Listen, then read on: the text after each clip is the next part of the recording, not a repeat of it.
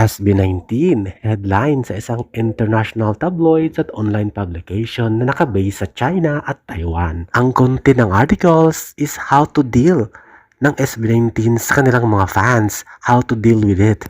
Laging pinapahalagahan at minamahal ng SB19, the King of P-pop, ang kanilang mga fans. Talagang walang sawa ang kanilang pagbibigay ng pansin at love sa kanilang fandom na 18.